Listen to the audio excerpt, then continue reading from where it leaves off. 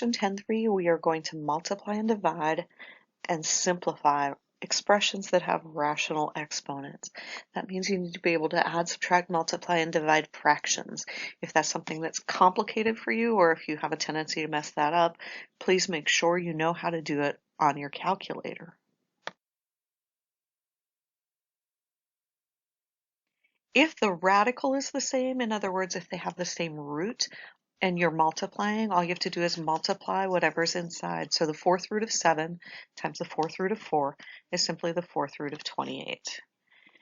Similarly, the square root of x plus 4 times the square root of x minus 2 is simply the square root of both of those multiplied, x plus 4 times x minus 2. You can expand that if you want to, but it's not necessary.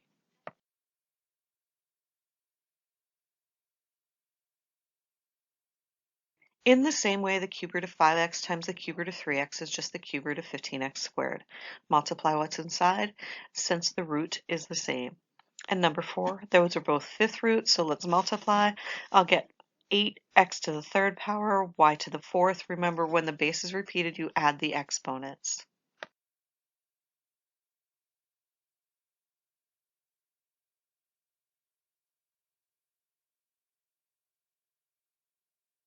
Now we're going to simplify radical expressions by dividing them into smaller parts. The square root of 75 is the square root of 25 times the square root of 3, and the square root of 25 is 5. So the square root of 75 simplifies to 5 square roots of 3. We're looking for the largest factor of 75 that is a perfect square. Same thing happens in number 6. It happens to be the same root. So it's the square root of 25 times the square root of 6, or 5 square roots of 6.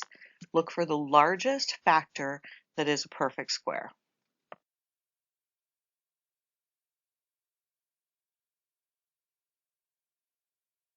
About cube roots, we're looking for the largest factor of 72 in this one that is a perfect cube. So you should recognize some of them. The cube root of 8 is equal to 2, so I'm going to split this into the cube root of 8 times the cube root of 9, or 2 cube roots of 9. When I look at number 8, again, I'm looking for the biggest perfect cube that's a factor of 48, but I'm also taking the exponents out of the variables in factors of 3. So I have the cube root of 8 times the cube root of 6. And then I have the cube root of x to the 6th because I know I'm going to divide the exponents. And then everything that is not going to come out stays inside the cube root. So I've got the cube root of 8 is 2, the cube root of x to the 6th is x squared, and then I leave inside the cube root 6y to the 2nd power. Notice I put that little dot between x squared and then the cube root. I did that so that you don't get confused, and make sure that you recognize that the 3 is actually a root and not a coefficient.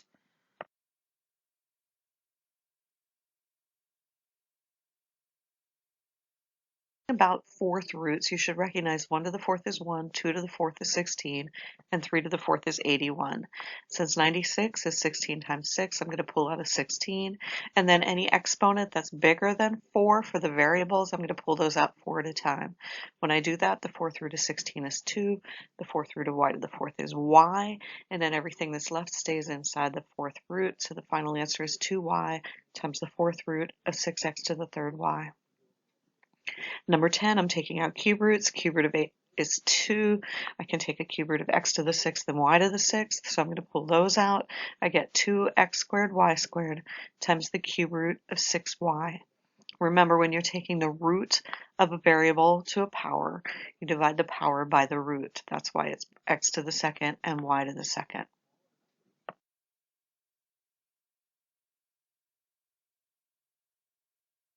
So fifth roots are a little bit messier, but you should recognize that 2 to the 5th power is 32.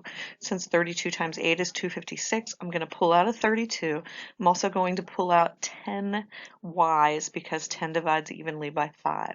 When I do that, I end up with 2y squared times the 5th root of 8y to the 2nd, which is everything left inside. On number 12, because I can't expand, although I could, I don't want to expand x plus y to the 12th power. Remember, that is totally not x to the 12th plus y to the 12th. It doesn't work that way. But I'm going to take out 11x plus y's and then leave 1 inside. And when I do that, the 11th root of x plus y to the 11th is just x plus y. So it's x plus y times the 11th root of the remaining x plus y.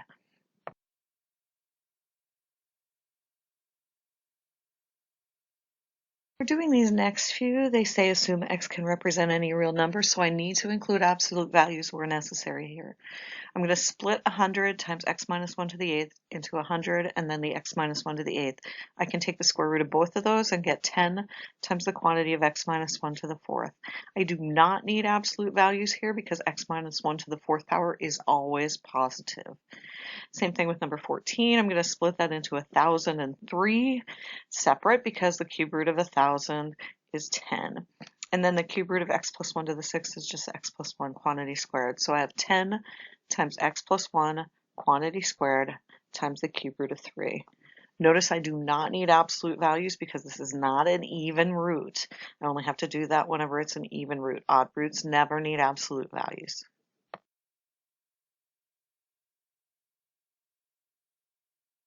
In order to simplify number 15, I first have to factor it.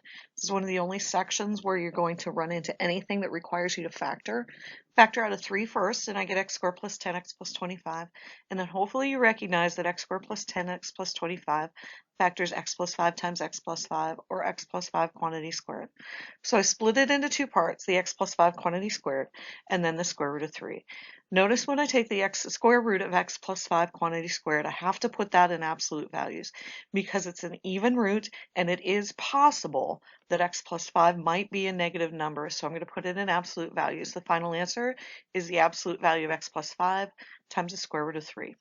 Take a minute or so, copy down the attendance code, send it to me via email or text so you get credit for being there. Also write it down on a note card for a quiz or a test and a bonus, and cross it off on your bingo card if you're playing.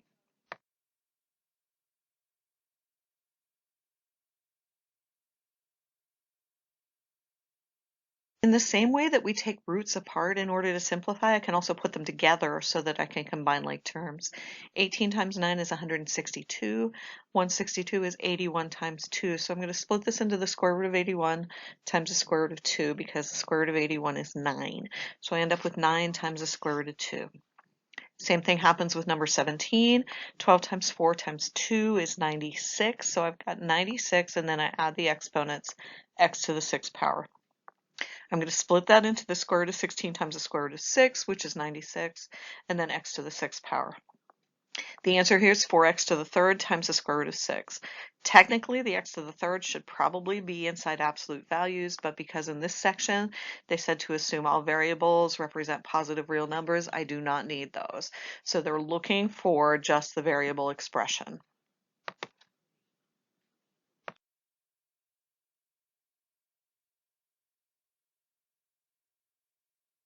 The cube root of 18 times the cube root of 6 is the same thing as the cube root of 108, 18 times 6. And 108 is 27 times 4. I recognize the cube root of 27 is 3. So this simplifies to 3 times the cube root of 4. And then finally, number 19, the 4th root of 8 times the 4th root of 4 times the 4th root of 5.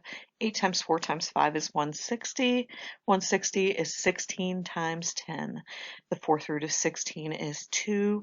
And the 4th root of 10 stays inside the radical. So the final solution is 2 times the 4th root of 10.